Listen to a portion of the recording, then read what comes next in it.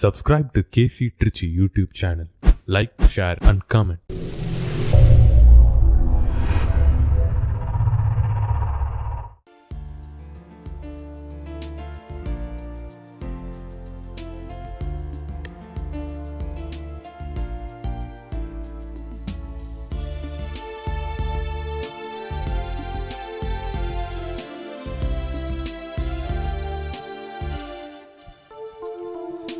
தினந்தோறும் உன்னை நானும் தேடி வருவேன் உன் சந்நிதி.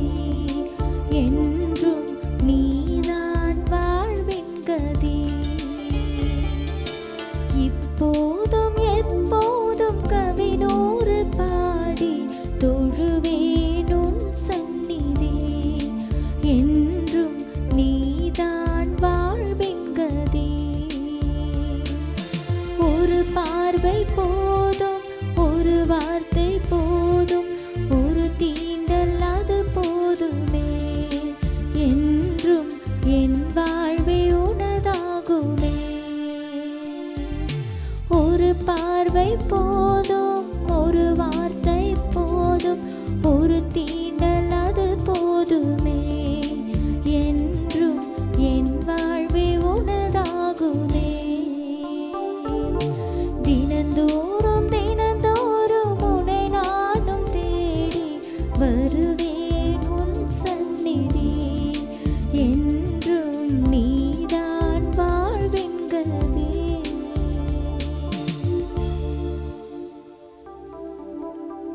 தந்தை மகன் தூயாவியாரின் பெயராலே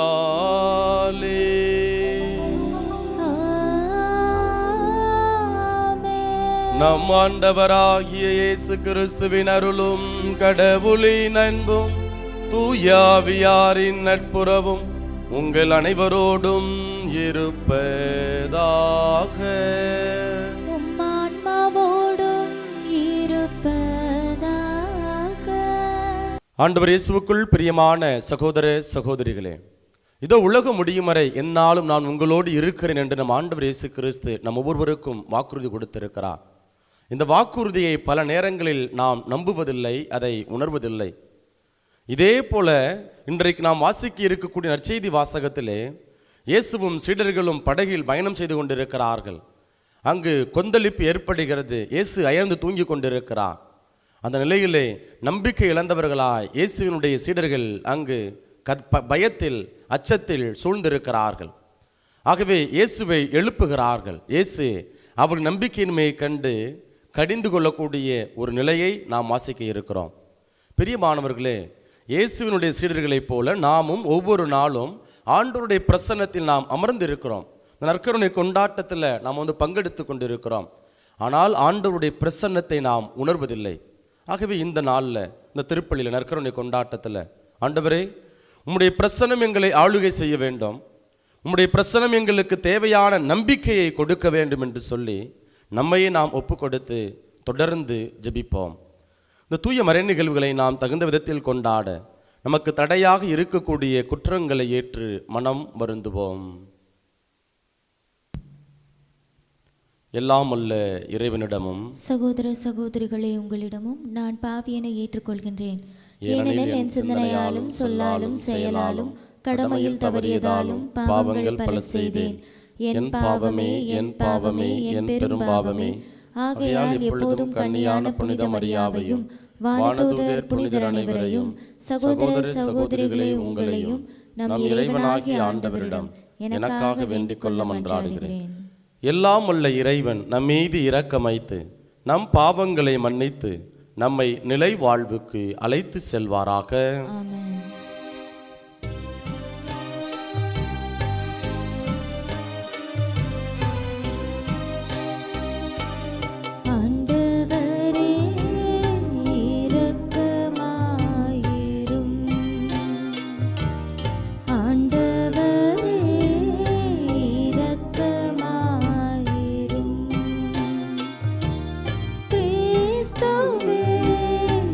இரக்கமாயிரும்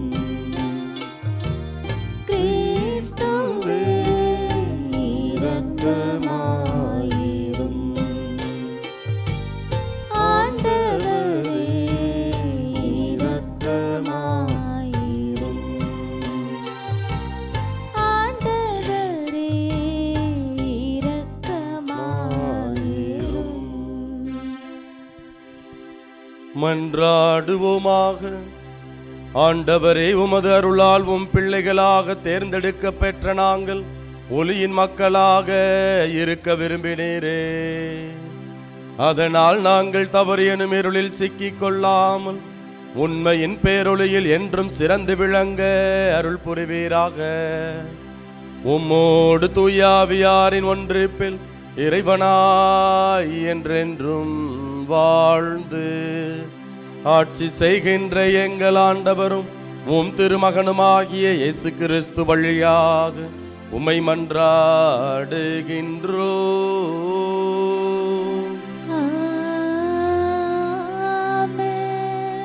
முதல் வாசகம். ஆண்டவர் வானத்திலிருந்து சோதம் கொமோரா நகரின் மேல் கந்தகமும் நெருப்பும் பொழிய செய்தார். தொடக்க நூலிலிருந்து வாசகம். அதிகாரம் 19, இறை வார்த்தைகள் 15 29 வரை. அந்நாட்களில் பொழுது விடியும் வேளையில் தூதர்களை லோத்தை நோக்கி, நீ எழுந்திரு, உன் மனைவியும் உன் 2 புதல்வரையும் கூட்டிக் கொண்டு போ, இல்லையேல் இந்நகரின் தண்டனை தீர்ப்பில் நீயும் அகப்பட்டு அழிவாய் என்று வற்புறுத்தி கூறினார்கள். அவர் காலம் தாழ்த்தினார்.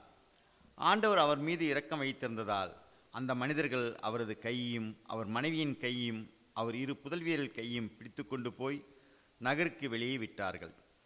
அவர்களை வெளியே அழைத்து வந்தவுடன் அந்த மனிதர்கள் அவரை நோக்கி, நீ உயிர் தப்புமாறு ஓடிப்போ, திரும்பி பார்க்காதே, சமவெளி எங்கேயும் தங்காதே, மலையை நோக்கி தப்பியோடு, இல்லையேல் அழிந்து போவாய் என்றார்கள். லோத்து அவர்களை நோக்கி, என் தலைவர்களே, வேண்டாம், உங்கள் அடியானுக்கு உங்கள் பார்வையில் இரக்கம் கிடைத்துள்ளது. என் உயிரை காக்கும் பொருட்டு நீர் காட்டிய பேரன்பு உயர்ந்தது. ஆயினும் மலையை நோக்கி தப்பியோட என்னால் இயலாது. ஓடினால் தீங்கு ஏற்பட்டு நான் செத்துப்போவேன்.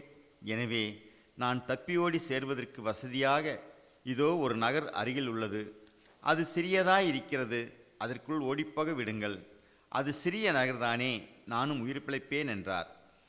அதற்கு தூதர் ஒருவர், நல்லது, அப்படியே ஆகட்டும், இக்காரியத்திலும் உனக்கு கருணை காட்டியுள்ளேன். நீ கேட்டபடி அந்நகரை நான் அழிக்க மாட்டேன். நீ அங்கு விரைந்தோடி தப்பித்துக்கொள். நீ அங்கு சென்று சேரும் மட்டும் என்னால் ஒன்றும் செய்ய இயலாது என்றார். இதனால் அந்த நகருக்கு சோவார் என்னும் பெயர் வழங்கிற்று. லோத்து சோவாரை அடைந்தபோது கதிரவன் மண்ணுலகின் மேல் உதித்திருந்தான். அப்பொழுது ஆண்டவர் வானத்திலிருந்து சோதம் கொமோரா நகரின் மேல் கந்தகமும் நெருப்பும் பொழிய செய்தார். அந்நகர்களையும் அவற்றில் சுற்றியிருந்த சமவெளி முழுவதையும் அழித்தார். நகர்களில் வாழ்ந்த அனைவரையும் நிலத்தில் தள்ளிந்தனவற்றையும் அழித்தார். அப்பொழுது லோத்தின் மனைவி திரும்பி பார்த்தால் உடனே உப்பு தூணாக மாறினாள். ஆபிரகாம் காலையில் எழுந்திருந்து தாம் ஏற்கனவே ஆண்டவர் திருமுன் நின்ற இடத்திற்கு போனார். அவர் சோதோமியும் குமேராவையும் சூழ்ந்திருந்த நிலப்பகுதியும் நோக்கி பார்த்தபோது சூளையின் புகைபோல் நிலப்பரப்பிலிருந்து புகை கிளம்ப கண்டார். கடவுள் சமவெளி நகர்களை அழித்த போது ஆபிரகாமை நினைவு கூர்ந்தார். எனவே லோத்து குடியிருந்த நகர்களை அழித்த போது கடவுள் அவரை காப்பாற்றினார். ஆண்டவரின் அருள்வார்க்கு. இறைவனுக்கு நன்றி. பதிலுரை பாடல் பல்லவி. ஆண்டவரே, உமது பேரன்பு என் கண்முன் இருக்கின்றது.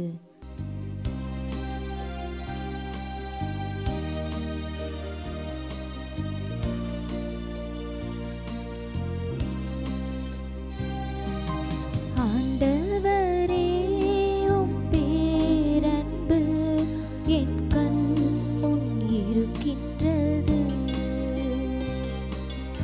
ஆண்டவரே, உம் பேரன்பு என் கண்முன் இருக்கின்றது.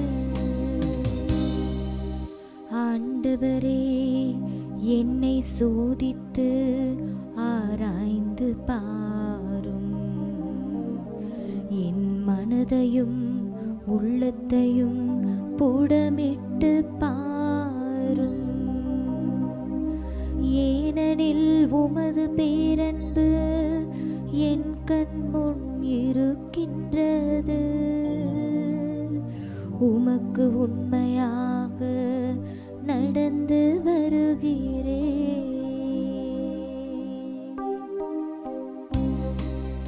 ஆண்டவரே, உம் பேரன்பு என் கண்முன் இருக்கின்றது.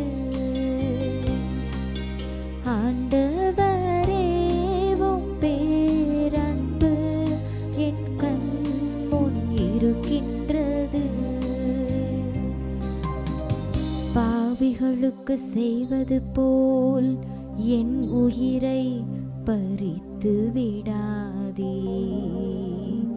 கொலை வெறியர்களுக்கு செய்வது போல் என் வாழ்வை அழித்து விடாதே. அவர்கள் கைகளில் தீச்செயல்கள், அவர்கள் வலக்கையில் நிறைய கையோட்டு. பாவிகளுக்கு செய்வது போல் என் உயிரை பறித்து விடாதே. ஆண்டவரே, உம் பேரன்பு என் கண் முன் இருக்கின்றது. ஆண்டவரே, உம் பேரன்பு என் கண் முன் இருக்கின்றது.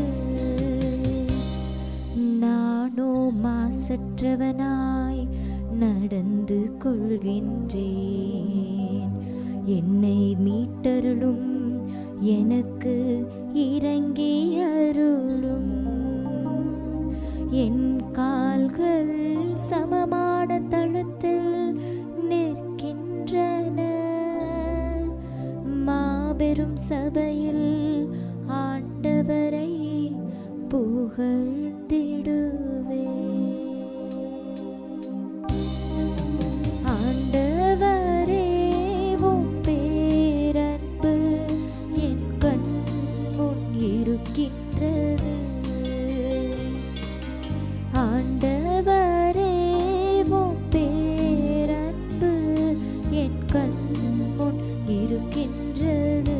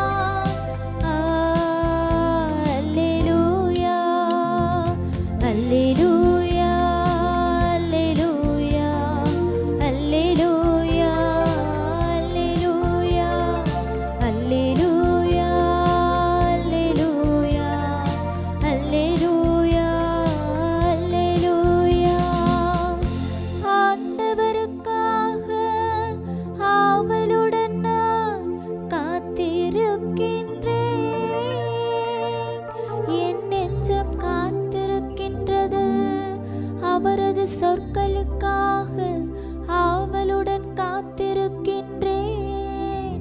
அல்லேலூயா, அல்லேலூயா, அல்லேலூயா, அல்லேலூயா, அல்லேலூயா. ஆண்டவர் உங்களோடு இருப்பாராக.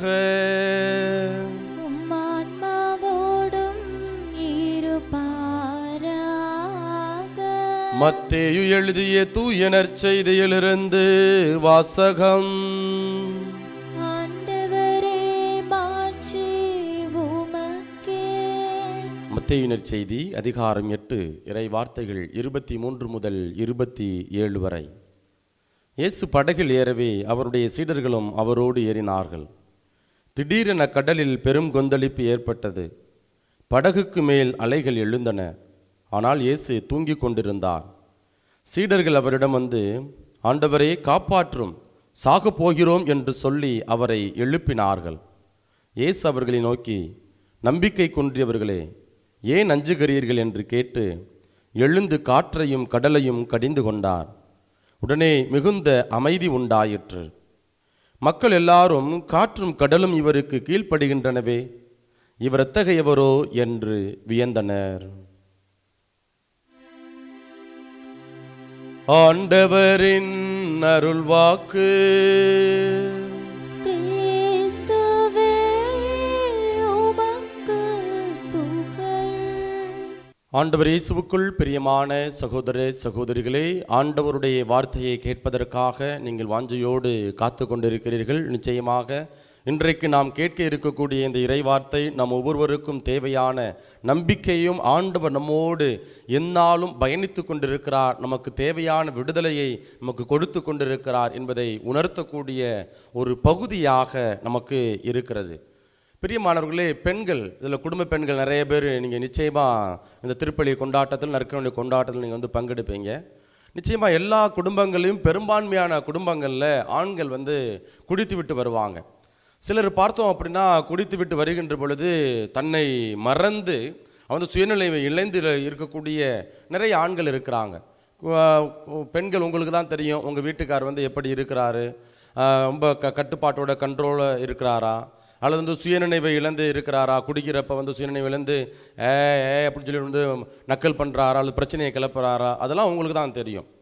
இப்போ முதல் முறை வந்து உங்களுடைய வீட்டுக்கார் வந்து குடிச்சிட்டு வர்றப்ப தன்னை வந்து மறந்து சுயநினைவு இழந்து இருக்கின்ற பொழுது உங்கள் வீட்டுக்கார் என்ன செய்வார் அப்படின்னு, என்ன பேசுகிறாருன்னு தெரியாது.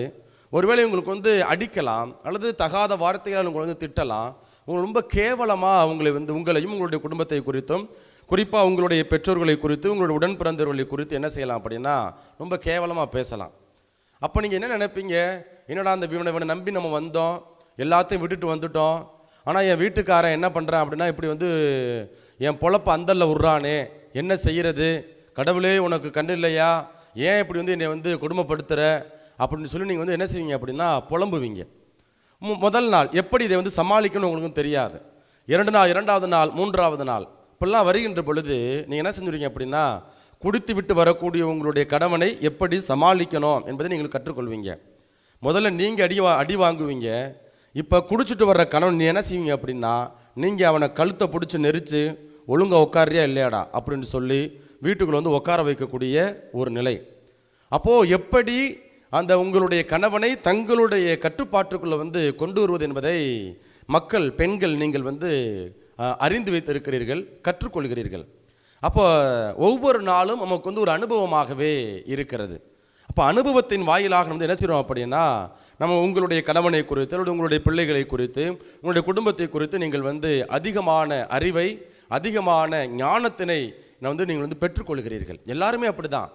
அப்போது நற்செய்தி வாசகத்திலையும் பாருங்கள், நற்செய்தி வாசகத்தில் இதற்கு முந்தைய பகுதிகளில் இயேசு வந்து படகில் போனது போல நமக்கு வந்து பார்க்கலை. அப்போ முதன்முறையாக அவங்க என்ன செய்கிறாங்க அப்படின்னா இயேசுவும் சீடர்களும் அங்கே வந்து படகில் அவங்க வந்து பயணித்து கொண்டு இருக்கிறார்கள். அப்போ பெரும் கொந்தளிப்பு ஏற்படுகிறது. அப்போ படகு வந்து அலைக்கழிக்கப்படக்கூடிய ஒரு நிலை. இப்போ இதற்கு அவர்களுக்கு, சீடர்களுக்கு முன் அனுபவமாக இவர்களுக்கு வந்து இருக்கலை. அப்போ என்ன செய்கிறாங்க, பயப்படுறாங்க, கூச்சல் இடுகிறார்கள்.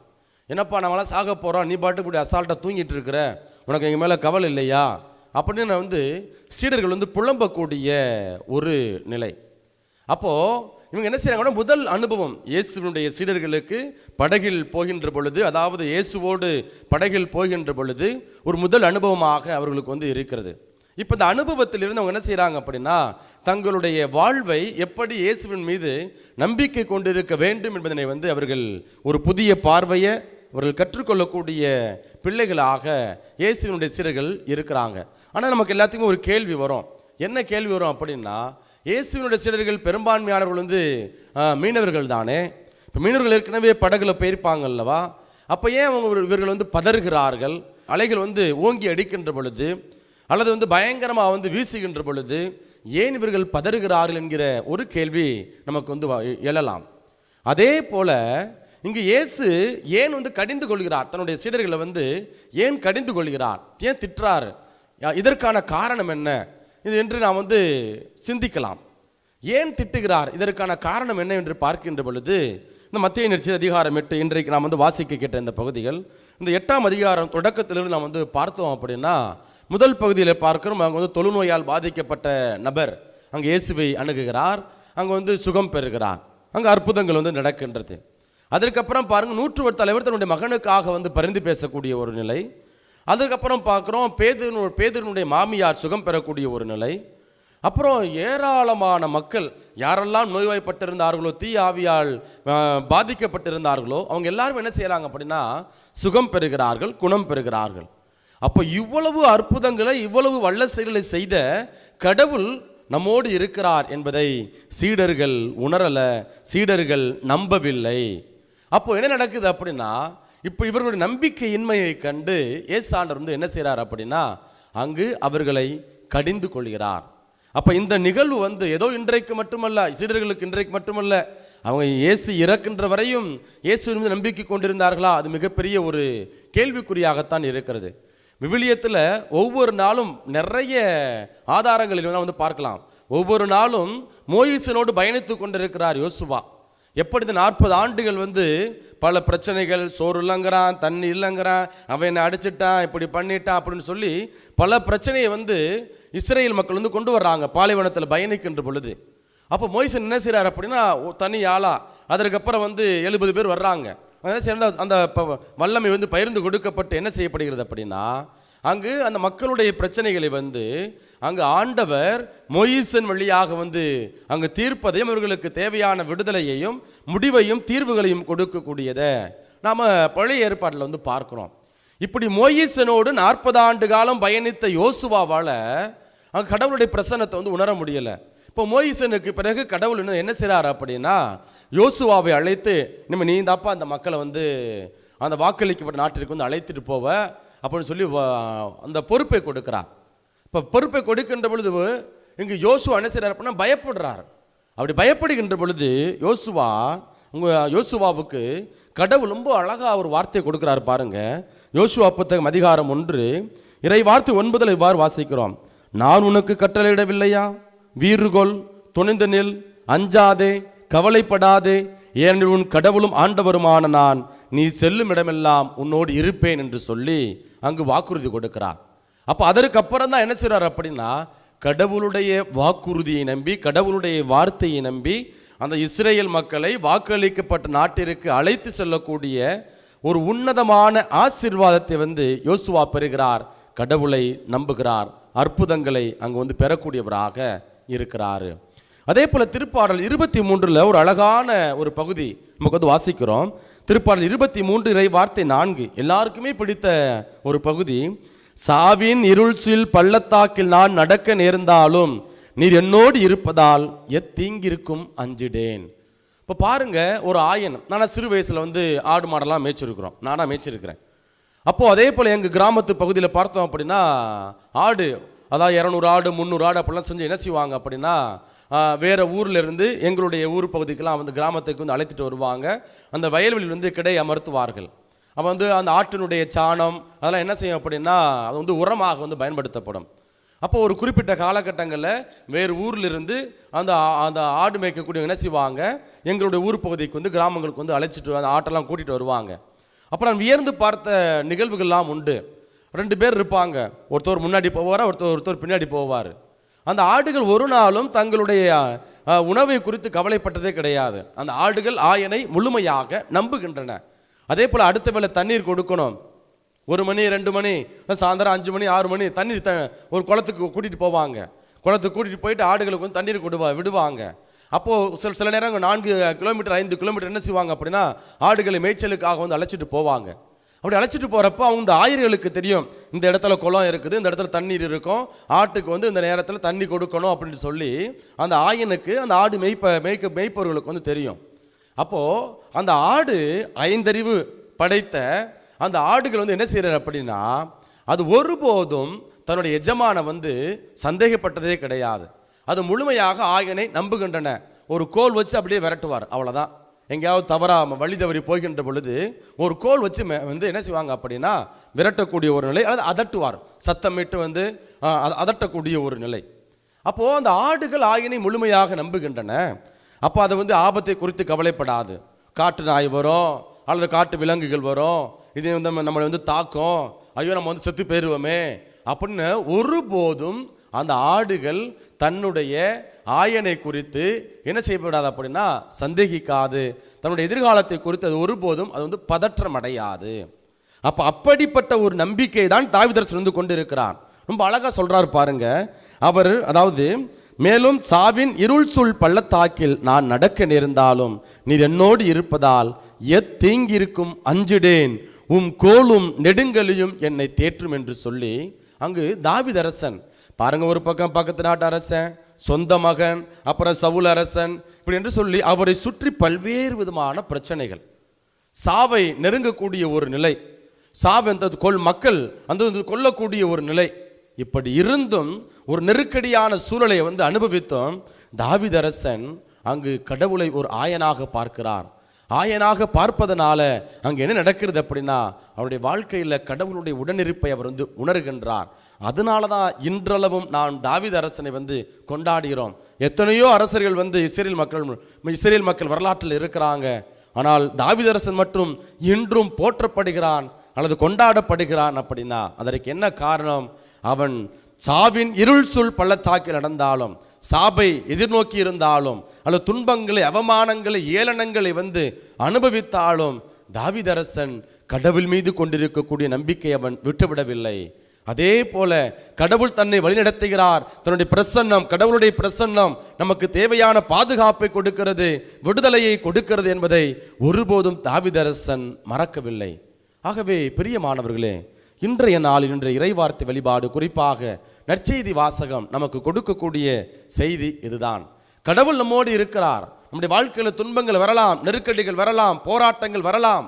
நாம் கவலைப்பட வேண்டிய தேவையில்லை. கடவுள் நம்மோடு இருக்கிறார். நாம் ஒவ்வொரு நாளும் கொஞ்சம் யோசித்து பாருங்க, எத்தனை ஆண்டு காலம், ஒருவேளை 50 ஆண்டுகள், 70 ஆண்டுகள், அல்லது 30 ஆண்டுகள், அல்லது 35 ஆண்டுகள், அப்படி சொல்லி நம்முடைய வாழ்நாளை கொஞ்சம் கணக்கிட்டு பாருங்க. இத்தனை நாட்களில் பல நேரங்கள் என்ன செய்கிறோம் அப்படின்னா, நம்பிக்கையற்ற பிள்ளைகளாக நாம் வாழ்ந்து கொண்டு வருகிறோம். ஆனால் கடவுள் சொல்கிறார், உனக்கு இத்தனை ஆண்டு காலம் உயிரை கொடுத்துருக்கனே, உனக்கு வாழ்வு கொடுத்துருக்கிறேனே, இதை விட உனக்கு பெரிய ஆசீர்வாதம் என்ன? நான் உன்னோடு இருக்கிறேன் என்பதற்கு. உன்னுடைய வாழ்க்கையில் பிரச்சனை உண்டு, போராட்டங்கள் உண்டு. உன்னுடைய போராட்டத்திற்கு மத்தியில் நான் உன்னை விடுவிக்கவில்லையா? நான் உனக்கு தேவையான பாதுகாப்பை கொடுக்கவில்லையா? ஆகவே என்னுடைய பிரசன்னத்தை, என்னுடைய வார்த்தையை, என்னுடைய உடனிருப்பை நீ நம்பு. நீ விடுதலை பெற்றுக்கொள்வாய், சுகம் பெற்றுக்கொள்வாய், ஆசீர்வாதத்தை பெற்றுக்கொள்வாய் என்பதனை இங்கு நம்ம ஆண்டவர் இன்றைய நாளில் நமக்கு வெளிப்படுத்துகிறார். ஆகவே பிரியமானவர்களே, நம்ம எசாயா புத்தகம் அதிகாரம் 41 இறை வார்த்தை 10 மற்றும் 13 இவ்வாறு வாசிக்கிறோம். அஞ்சாதே, நான் உன்னோடு இருக்கிறேன், கலங்காதே, நான் உன் கடவுள், நான் உனக்கு வலிமை அளிப்பேன், உதவி செய்வேன், என் நீதியின் வலக்கரத்தால் உன்னை தாங்குவேன் அப்படின்னு சொல்லி அங்கு யாவே கடவுள் இஸ்ரேல் மக்களுக்கு வாக்குறுதி கொடுக்கிறார். நான் இந்த இறை வார்த்தையெல்லாம் பல முறை நான் மனப்பாடம் பண்ணியிருக்கிறேன். யோசுவா 1:9, அதே போல் எசாயா 41:10. ஏதாவது சின்ன சறுக்கல் வருகின்ற பொழுது, சின்ன பிரச்சனை வருகின்ற பொழுது இந்த இறை வார்த்தையெல்லாம் மனப்பாடம் பண்ணி சொல்லிக்கிட்டே இருப்பேன், நம்பிக்கையோடு சொல்லிக்கிட்டே இருப்பேன். ஆனால் பல நேரங்களில் என்னுடைய வாழ்க்கையில் நான் நம்பிக்கை இழந்த ஒரு மனிதனாக நான் வாழ்ந்திருக்கிறேன். ஆகவே பிரியமானவர்களே, நாம் ஒவ்வொரு நாளும் இறை வார்த்தையை வாசிக்கலாம், இந்த திருப்பள்ளி கொண்டாட்டத்தில் பங்கெடுக்கலாம். ஆண்டவருடைய வார்த்தை நமக்கு சுகம் கொடுக்கும், நம்பிக்கை கொடுக்கும், பலனை கொடுக்கும் அப்படின்னு சொல்லி நம்ம மணிக்கணக்காக ஆண்டவருடைய வார்த்தையை நம்ம அறிவித்து கொண்டிருக்கலாம். இந்த இறை வார்த்தை என்னுடைய இதயத்தில் போய் ஒரு மாற்றத்தை ஏற்படுத்தலை அப்படின்னா, ஒரு ஆழமான உறுதிப்பாட்டை, நம்பிக்கையை எனக்கு கொடுக்கலை அப்படின்னா, நிச்சயமாக நாம் சீடர்களைப் போல கடவுளுடைய பிரசன்னத்தை நாம் உணராமல் வாழ்ந்து கொண்டு வருகின்றோம். ஆகவே பிரியமான பிள்ளைகளே, இந்த நாளில் ஆண்டவருடைய வார்த்தையை நாம் கேட்டுக்கொண்டிருக்கிறோம். ஏதோ நேரம் போகலை, வயசாயிருச்சு, எல்லாம் அப்படி தனியாக கிடக்கிறோம், ஏதோ ஒன்று யூடியூப்பில் ஆன் பண்ணி விடுவோம்ப்பா அப்படிங்கிற ஒரு தொனியில் நம்ம இந்த இடத்துல இந்த இறை வார்த்தையை கேட்டோம் அப்படின்னா, இது நமக்கு ஆசீர்வாதத்தை கொடுக்காது. நம்ம எல்லாத்துக்குமே பிரச்சனைகள் உண்டு, பிரச்சனை இல்லாத மனிதர்கள் இல்லை. ஆகவே பிரியமானவர்களே, இந்த பிரச்சனைகளின் மத்தியில் ஆண்டவர் நம்மை வழிநடத்தி கொண்டிருக்கிறார்.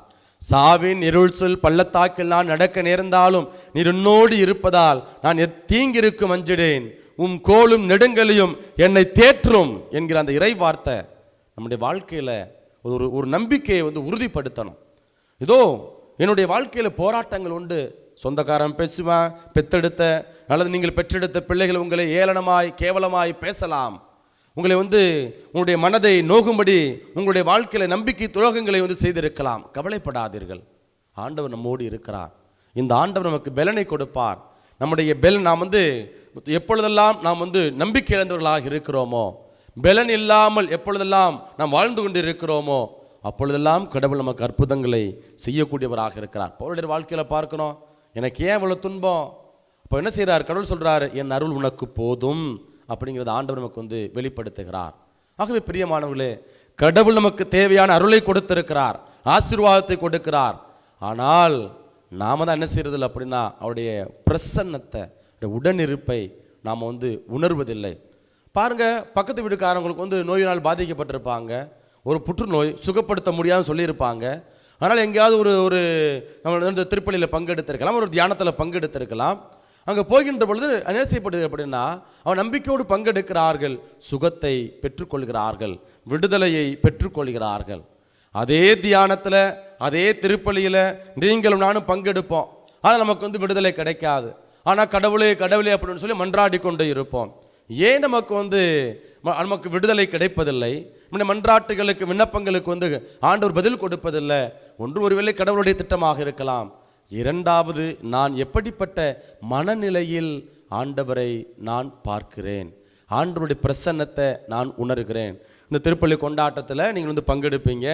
என்ன அப்படின்னா, வேலைகளை செய்து கொண்டு கிச்சனில் ஒரு வேலையை பார்த்துக்கிட்டு, அல்லது எங்கேயாவது வேறு வேலைகளை செய்து கொண்டு நீங்கள் என்ன செஞ்சுருப்பீங்க அப்படின்னா, இந்த திருப்பள்ளி கொண்டாட்டத்தில் நீங்கள் பங்கெடுப்பீங்க. இப்படி பங்கெடுக்கின்ற பொழுது இது நமக்கு ஒரு ஆழமான மாற்றத்தை, ஆசீர்வாதத்தை கொடுக்காது.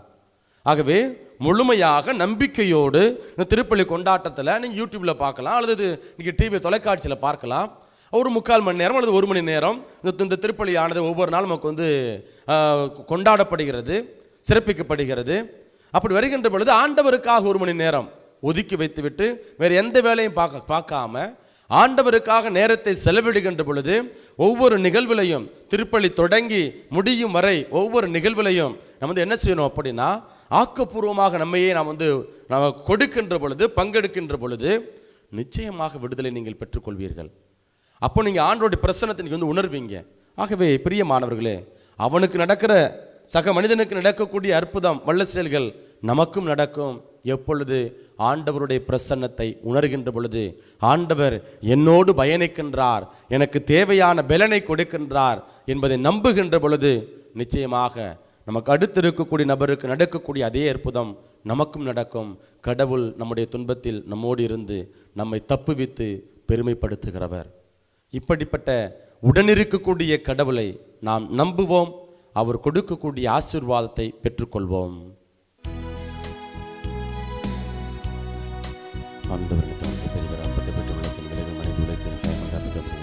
வாழ்த்து பெறுவாராக. தரணியறிணைந்து தரும் பலி பொருளை தந்தாய், நீயேற்பாய். தரணியறிணைந்து தரும் பலி பொருளை தந்தாய், ஆண்டவரிடத்தில் வாழ்த்து பெறுகிறோம்.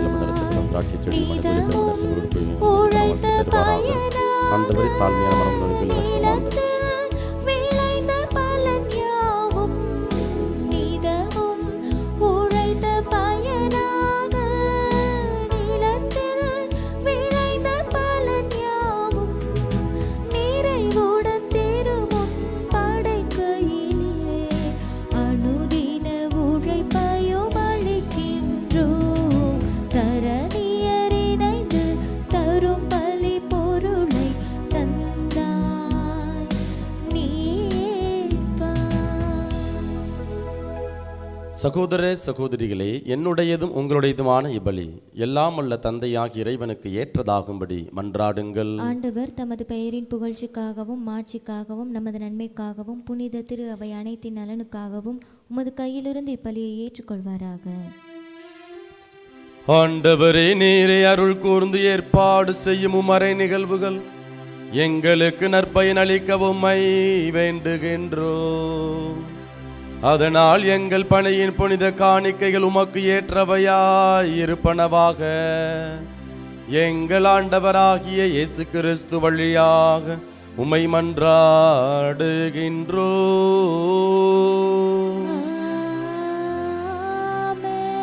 ஆண்டவர் உங்களோடு இருப்பாராக.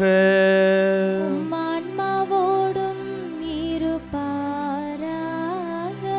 இதயங்களை மேலே எழுப்புங்கள். ஆண்டவரிடம் எழுப்பியுள்ளோம். நம் இறைவனாகிய ஆண்டவருக்கு நன்றி கூறுவோம். அது தகுதியும் நீதியுமானதே. ஆண்டவரே, தூயவரான தந்தையே, என்றும் உள்ள எல்லாம் அல்ல இறைவா, எங்கள் ஆண்டவராகிய இயேசு கிறிஸ்து வழியாக எந்நாளும் எவ்விடத்திலும் நாங்கள் உமக்கு நன்றி செலுத்துவது மெய்யாகவே தகுதியும் நீதியுமாகும். எங்கள் கடமையும் மீட்புக்குரிய செயலுமாகும். உம்மார்த்தையான அவர் வழியாக அனைத்தையும் படைத்து அவரையே மீட்பராகவும் ஈடேற்றுபவராகவும் எங்களுக்கு அனுப்பினே.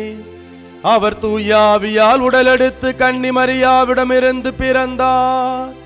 அவர் உமது திருவுளத்தை நிறைவேற்றி புனித மக்களை உமக்கு பெற்றுத்தர தம் கைகளை விரித்து பாடுபட்டார். இவ்வாறு அவர் சாவை வென்று உயிர்ப்பை வெளிப்படுத்தினார். ஆகவே வான தூதரோடும் புனிதர் அனைவரோடும் சேர்ந்து நாங்கள் உமது மாட்சியை புகழ்ந்துரைத்து முடிவின்றி ஆர்ப்பரித்து ஒரே குரலாய் பாடுவதாவது: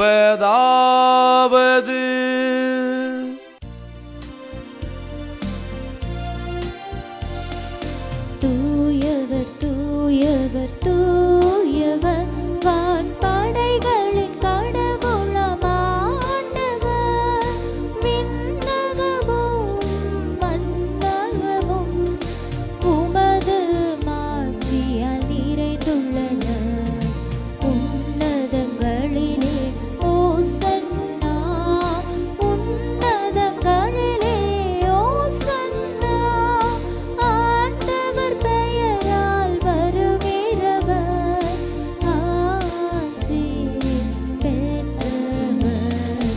உன்னதங்களிலே ஓசன்னா, உன்னதங்களிலே ஓசன்னா.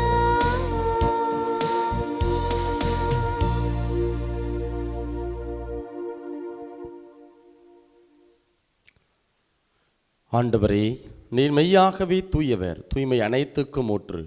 ஆகவே உம்முடைய ஆவியை பொழிந்து இக்காணிக்கைகளை தூய்மைப்படுத்த உம்மை வேண்டுகின்றோம். இவ்வாறு எங்கள் ஆண்டவர் இயேசு கிறிஸ்துவின் உடலும் இரத்தமுமாக எங்களுக்கு இவை மாறுவனவாக. அவர் பாடுபட உளம் கனிந்து தம்மை கையளித்த போது அப்பத்தை எடுத்து நன்றி செலுத்தி அதை பிட்டு தம் சீடர்களுக்கு அளித்து கூறியதாவது: அனைவரும் இதிலிருந்து பெற்று உண்ணுங்கள், ஏனெனில் இது உங்களுக்காக கையளிக்கப்படும் என் உடல்.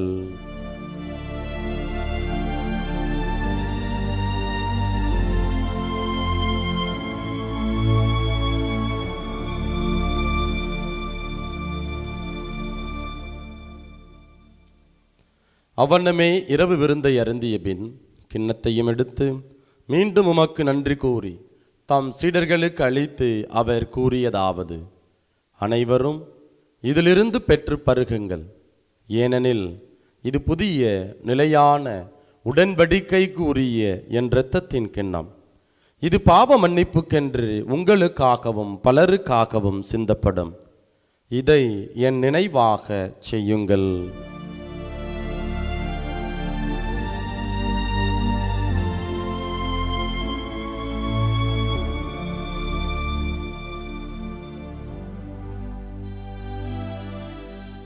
நம்பிக்கையின் மறைபொருள். ஆண்டவரே, நீர் வருமளவும் உமது இறப்பினை அறிக்கையிடுகின்றோம். உமது உயிர்ப்பினையும் எடுத்துரைக்கின்றோம். ஆகவே ஆண்டவரே, நாங்கள் கிறிஸ்துவின் இறப்பினையும் உயிர்ப்பினையும் நினைவு கூர்ந்து வாழ்வு தரும் அப்பத்தையும் மீட்பளிக்கும் கிண்ணத்தையும் உமக்கு ஒப்புக் கொடுக்கின்றோம். உம் திருமுனின்று உமக்கு ஊழியம் புரிய தகுந்தவர்களை எங்களை ஏற்றுக்கொண்டீர். எனவே உமக்கு நன்றி செலுத்துகின்றோம்.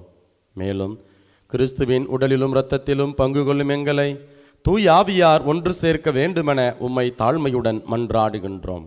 ஆண்டவரே, உலகெங்கும் பரவியிருக்கும் அது திரு அவையை நினைவு கூர்ந்தருளும்.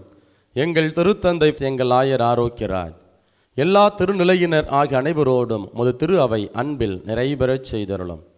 உயிர்த்தலும் எதிர்நோக்குடன் துயில் கொள்ளும் எங்கள் சகோதரர் சகோதரிகளையும் இறந்தோர் அனைவரையும் இரக்கத்துடன் நினைவு கூர்ந்து உமது திருமுக ஒளியினுள் ஏற்றருளும். எங்கள் அனைவர் மீதும் இரக்கமாயிரும். கடவுளின் கன்னை தாயான புனித மரியா, அவருடைய கணவரான புனித யோசேப்பு, புனித திருத்தூதர்கள், இவ்வுலகிலும் உகந்தவராய் இருந்தோர் ஆகிய புனிதர் அனைவருடனும் நாங்கள் நிலைவாழ்வில் பங்கு கொள்ளும் தகுதி பெற்று உம் திருமகன் இயேசு கிறிஸ்து வழியாக உம்மை புகழ்ந்தேத்து மரமருள உம்மை மன்றாடுகின்றோம். இவர் வழியாக இவரோடு இவரில் எல்லாம் அல்ல இறைவனாகிய தந்தையே, தூய ஆவியாரின் ஒன்றிப்பில் எல்லா புகழும் ஆட்சியும் என்றென்றும் உமக்கு உரியதே.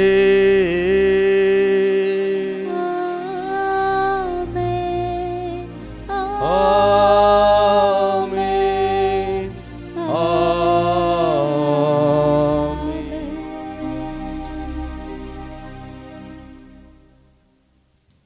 மீட்பரின் கட்டளையால் கற்பிக்கப்பட்டு இறை படிப்பினையால் பயிற்சி பெற்ற நாம் துணிந்து சொல்வோம். விண்ணுலகில் இருக்கின்ற எங்கள் தந்தையே, உமது பெயர் தூயது என போற்ற பெறுக. உமது ஆட்சி வருக.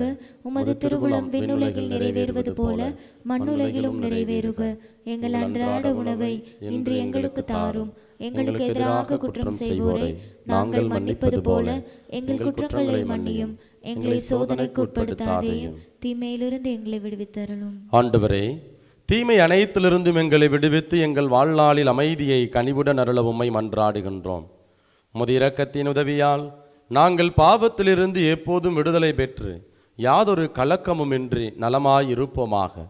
நாங்கள் எதிர்நோக்கி இருக்கும் பேரின்பத்துக்காகவும் எம் மீட்பராகிய இயேசு கிறிஸ்துவின் வருகைக்காகவும் காத்திருக்கின்றோம். ஏனெனில் ஆட்சியும் வல்லமையும் மாட்சியும் என்றென்றும் உமதே. ஆண்டவரே இயேசு கிறிஸ்துவே, அமைதியை உங்களுக்கு விட்டு செல்கின்றேன், என் அமைதியையே உங்களுக்கு அளிக்கின்றேன் என்று உம் திருத்துதர்களுக்கு மொழிந்தீரே.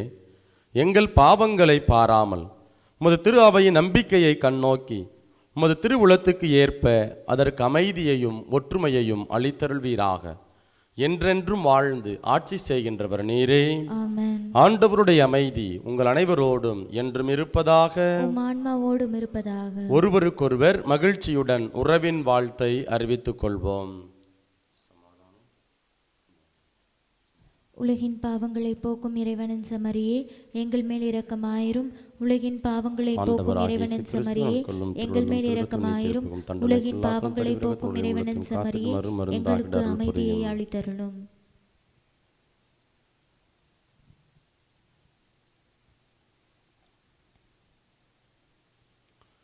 இதோ இறைவனின் செம்மறி, இவரே உலகின் பாவங்களை போக்குபவர். இவருடைய திருவிருந்திற்கு அழைக்கப்பெற்ற நாம் ஒவ்வொருவரும் பேறு பெற்றோர். ஆண்டவரே, நீர் என் இல்லத்தில் எழுந்தருள நான் தகுதியற்றவள். ஆனால் ஒரு வார்த்தை மட்டும் சொல்லியருளும், எனது ஆன்மா நலமடையும். கிறிஸ்துவின் திருடலும் திருரத்தமும் ஒருவரையும் காத்த முடிவில்லாமல் வலிப்பதாக. ஆமென். ஆசை திருவிருந்துக்கான மன்றாட்டு. ஆண்டவரே, நீர் என் இல்லத்தில் எழுந்தருள நான் தகுதியற்றவன். ஆனால் ஒரு வார்த்தை மட்டும் சொல்லியருளும் என்று நூற்றுவர் தலைவன் ஜெபித்தது போல நாங்களும் இப்போது உம் திருப்பாதம் பணிந்து வேண்டுகிறோம். இனிய இயேசுவே, நாங்கள் தகுதியற்றவர்களாய் இருந்தாலும் எங்கள் தகுதியின்மையை பாராமல் நீர் எங்கள் உள்ளங்களில் எழுந்து வாரும். உம் அன்பிலும் அருளிலும் நாங்கள் நிலைத்திருக்க எம்முள் எழுந்து வாரும். உம் பிள்ளைகளாக உயிருள்ள உண்மை சாட்சிகளாக உமது நற்செய்தின்படி வாழ்பவர்களாக எங்களை உருமாற்ற வாரும்.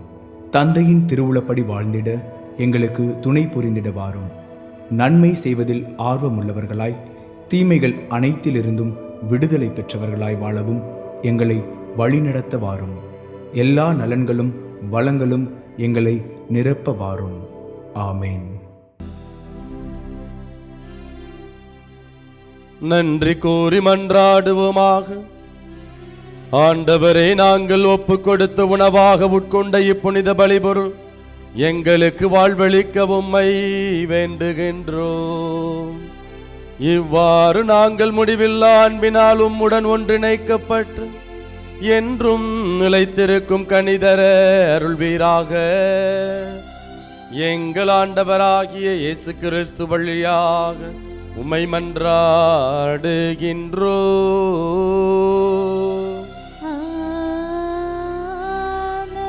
ஆண்டவர் உங்களோடு இருப்பாராக.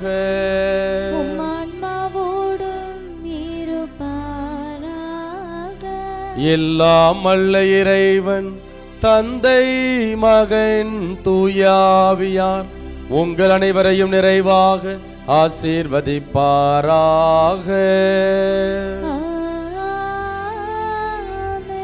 இறைவனின் ஆசி பெற்ற மக்களாய் வாழ சென்று வாருங்கள். திருப்பலி நிறைவேறிற்று.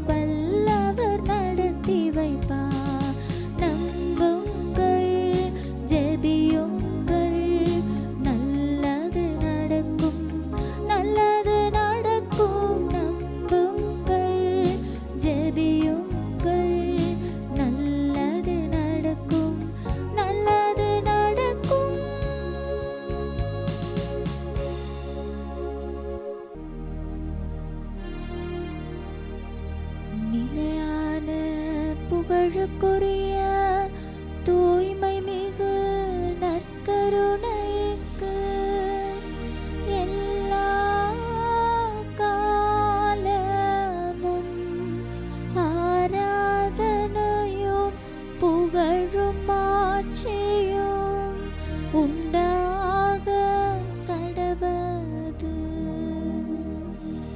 தந்தை மகன் தூய ஆவியாரின் பெயராலே ஆமென்.